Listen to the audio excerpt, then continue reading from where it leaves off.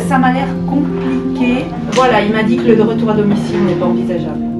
Alors au niveau du matériel, d'organisation, voilà, on est un peu rodé. La difficulté aujourd'hui, qui est quand même différente, c'est que le personnel est touché. Et ce qu'on n'avait pas lors de la première vague, ça touche le directeur des soins, ça touche les médecins, et là ça devient compliqué parce qu'il faut gérer tous les postes.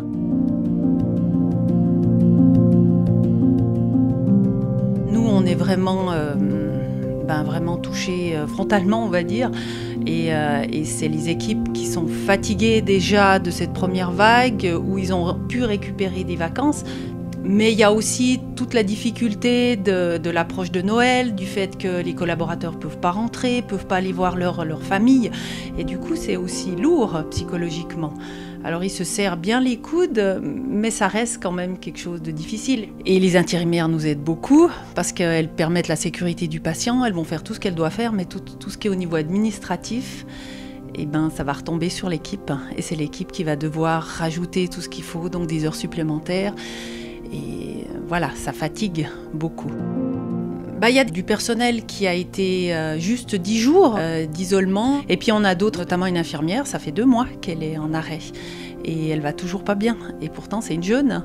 Donc là, on va chez les admissions. C'est là où on discute tous les jours de qui vient pas. On a beaucoup de demandes de médecine, du GOL. Et nous, on essaye de prendre le maximum de patients en médecine aujourd'hui pour soulager nos partenaires. La clinique La Linière, c'est un centre de réadaptation. C'est depuis la première vague qu'on a fait le choix de s'adapter pour répondre aux besoins de la région. On a mis en place une coordination avec l'hôpital du GOL. C'est important et je salue en ces moments et pendant cette pandémie la collaboration publique-privée parce que c'est vraiment là et c'est ensemble qu'on peut répondre aux besoins populationnels. On a fait le choix de s'adapter en créant 2 zones de confinement aujourd'hui avec un total de 13 lits dédiés aux patients Covid. On est dans une situation de réa et on vit la vague toujours quelques jours, voire une dizaine de jours après. Ça signifie qu'à niveau aussi de la vague, à niveau de nombre de patients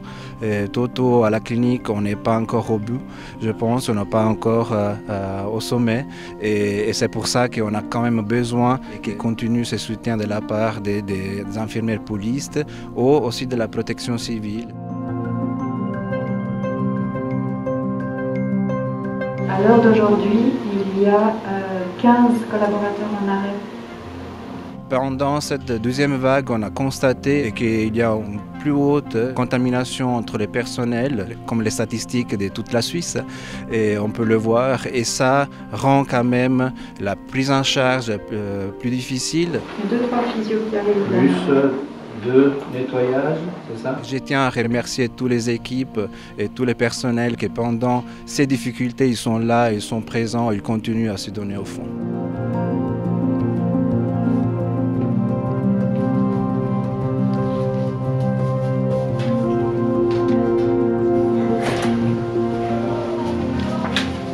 Nous voilà.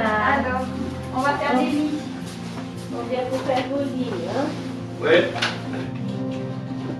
Notre objectif, c'est déjà toujours le retour à domicile. C'est des patients qui arrivent, qui sont très déconditionnés, ils sont dénutris, ils ont beaucoup maigri, ils sont très fatigués.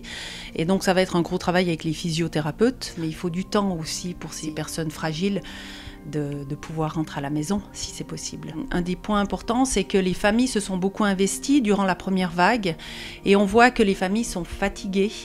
Et aujourd'hui, les patients qui se sont fait réhospitaliser, les familles, ça arrive quand même qu'elles disent « mais là on ne peut plus ». Et là, il faut aller vers un EMS, un placement. Alors, dans l'équipe que je gère, en ce moment, on est à environ 24 personnes. Et combien sont malades? On a 4 absents. C'est toujours difficile, même si la direction, elle nous soutient et elle met à disposition les moyens de remplacement. C'est important pour ne pas épuiser les équipes, mais c'est toujours un travail supplémentaire puisqu'on doit former les personnes qui ne connaissent pas les lieux. Les équipes, elles sont un peu plus épuisées que la première vague. On parle beaucoup des soignants. Ce n'est pas le cas dans notre institution parce qu'on se sent vraiment valorisé et je trouve que c'est important. On le voit dans cette période-là que c'est une communication qui font le tout et on est ensemble et puis on va continuer et puis en espérant que ça va vite repartir. Comment est-ce que vous voyez les semaines à venir ? On sera content quand on arrivera au bout de ça, je pense surtout, et que les gens puissent rentrer chez eux, dans leur famille, les collaborateurs. Je dirais que c'est ça surtout, et reprendre des vacances et souffler. En fait, c'est ça. Peut-être plus donner la possibilité de souffler en sachant si une troisième vague devait arriver, si on devait revivre ça, profiter plus de cette période de latence et puis se préparer en amont par rapport aux ressources des collaborateurs.